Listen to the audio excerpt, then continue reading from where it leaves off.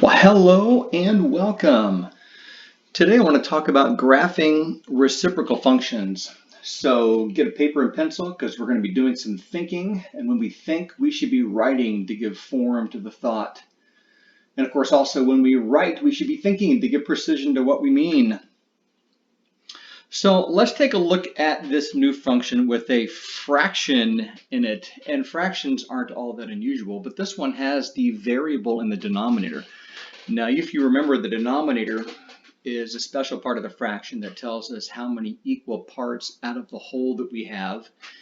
And there's a restriction on the denominator. The denominator cannot be equal to 0 because you can't have some parts of no parts. So the denominator being 0 is undefined.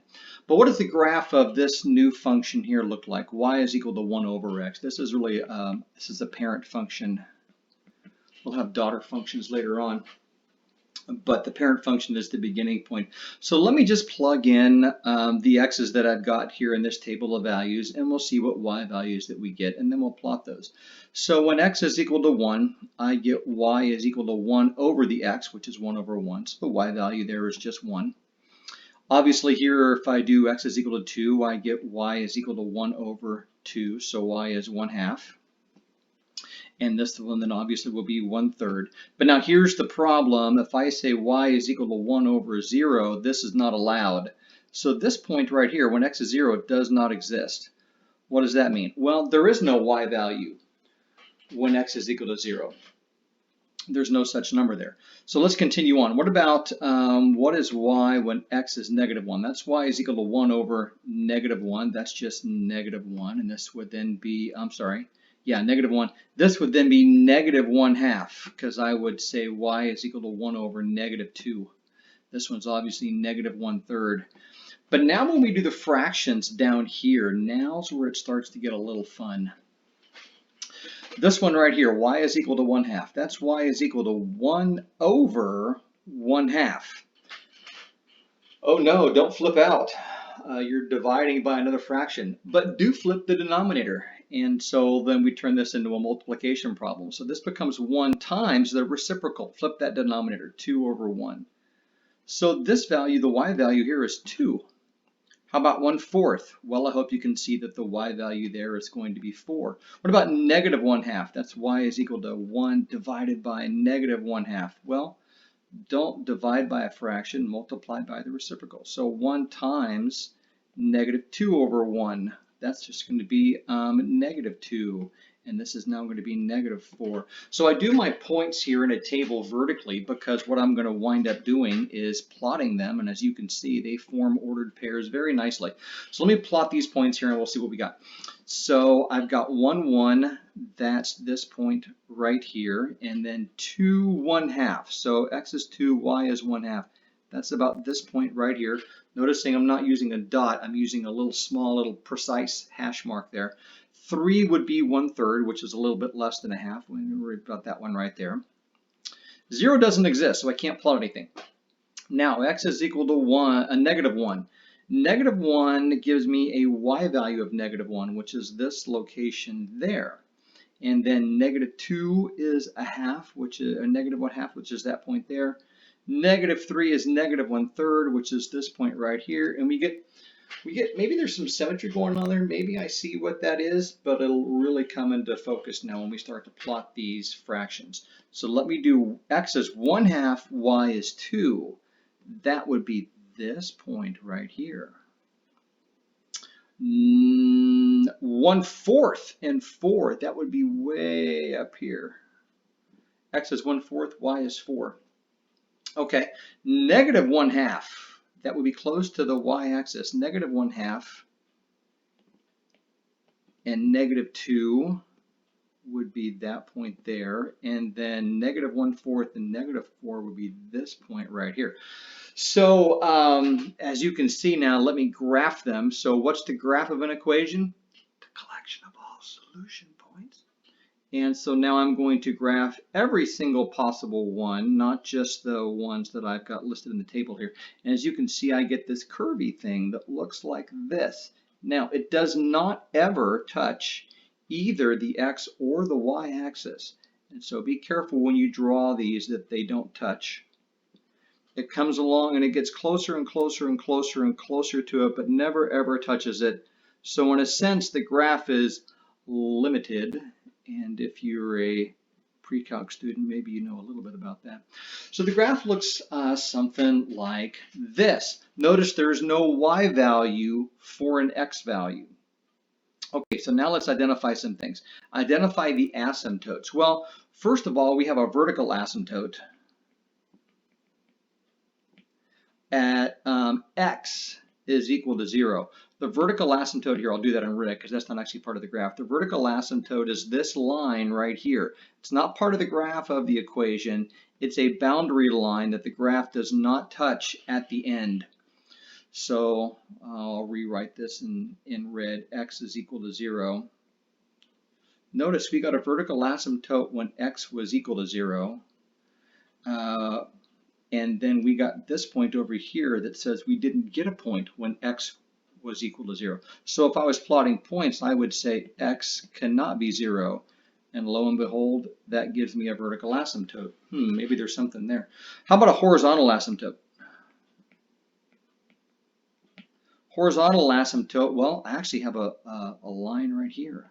Again, it's not part of the graph of the equation. It's not a collection of all the solution points, but it is a boundary line. That would be the line y is equal to 0. So those are boundary lines that the graph does not cross at its ends. Okay, domain. The domain would be all the values that x can be. I don't know what just happened there. X is all the values that, or the domain is all the values that x can be. Well, x can be everything except 0. So it will be all real numbers except for 0. And then the range would be all y values, all real numbers except for 0 there. So we've got some limitations on what the domain and what the range can be. All right, here's the parent function now. You should commit the graph of this to memory, and if you forget it, you can probably reproduce it with the table of values. Now, let's graph this one. This would be like a daughter function. Okay. Looking at this one here, I see it's an f of x is equal to 3 over x plus 2. Well, the first thing I notice is that I've got a different denominator. And this is a group. So let me show you here. The denominator is a thing, right? It's a group there. It's not just a single value. So the denominator is x plus 2. But we already said denominators can't be 0. So x plus 2 cannot be 0. That means that x, if I solve it algebraically here, x cannot equal, subtract 2. X cannot equal negative 2. There is no y value now for x is equal to negative 2. And surprise, surprise, surprise, we actually get then a vertical asymptote. I'll abbreviate that VA. X is equal to negative 2. That's the equation of the line. All x's are negative 2. So I'm going to come over here. I'm just going to draw that thing right there. It's not a graph of the equation because it's not a solution point. So I'm going to do a dash line. It's not part of the actual function. But it's a boundary line. Okay, so now let me pick some values left and right of that and see what we get. Well, negative 2, go to the right. That would be negative 1, and then maybe a 0, and then maybe a positive 1. And then let me pick 3 points to the left of x is equal to negative 2. So negative 3, negative 4, and then maybe negative 5. Okay, so now let's see here. When x is equal to negative 1, so that becomes y is equal to 3 divided by negative 1 plus 2. What's negative 1 plus 2?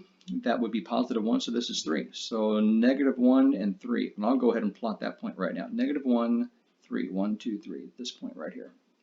Okay, 0. That would be y is equal to 3 divided by 0 plus 2. That would be 3 halves. That's 1.5. So 1.5 would be about maybe this one right there. And as a decimal, that would be 1.5. And then 1. So y is equal to 3 divided by 1 plus 2. That's going to be 3 over 3. That's just 1. So 1, 1 gives me this right here. And maybe I see a little bit of that going on. How about negative 3? I got my page controls that sit right underneath where my hand would like to go. So my palm presses them accidentally. So negative 3 now. So y is equal to 3 divided by negative 3 plus 2. So what is that? That's going to be 3 over negative 1. Isn't that then negative 3? So negative 1, negative 2, negative 3, 1, 2, 3, down 1, 3. I get this point right here. And then negative 4. Y is equal to 3 over negative 4 plus 2. That's going to be 3 over negative 2. Negative 1.5. So here, and then I bet you $1, the other one's going to be symmetrical. So y is equal to 3 divided by negative 5 plus 2. That's going to be 3 over negative 3, negative 1. So it's going to be right here. Okay, so what we get then is we get the same graph that we had before, because remember this is a daughter function. It's going to have the characteristics of the parent. We get the same graph, and if I'd have plotted some more points, which you're free to do, you'd see that it comes along here like this. And it's been shifted a bit, and it's a bit stretched. Oh, this is hard to draw on the iPad sideways here like this. I really should turn it upside down. That's why if you have a piece of paper, you actually have an advantage. You can spin the paper easily. It looks like that. So again, I've got a vertical asymptote right here. It didn't change. Nothing changed that one. We'll get one that changes in a bit. So there's my function. The graph of all of those solution points. What did it say? Identify the asymptotes, the main and the range. All right, so I got one vertical asymptote, x is equal to negative 2. Now I got a horizontal asymptote also at y is equal to 0. That one didn't change. I did get a bit of a stretching. The points are not quite as closer together as they were before. That comes with the 3 up here on top. We'll talk about that in a second. And so now the domain will be all x's except for the problem point, negative 2. And the range then would be all y values except for what we would get if we would have negative 2, but we can't have it. And that would be 0. So can't have a y value there at y is equal to 0.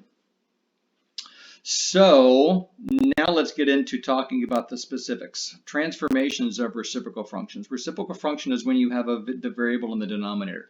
So remember this. Remember y is equal to a times x minus h squared plus k, where we said that the h and the k and the a mean some different things. This means it's a shift left and right, and this means the k, it's a shift up and down, and then the a there tells you whether it's stretched or squished or whether it's been flipped over. Same thing, okay? Kind of a new format. This is, again, x minus h down in the denominator. The h always goes with the x, and it's part of a packaged group, just like we saw with the parabola. The k is outside the group, and it's outside the multiplier. So the a is kind of the multiplier. So this is kind of the same arrangement that we had with a parabola, only it's been modified to fit sort of a fraction format. The h and the k and the a all do the exact same things they did on parabolas.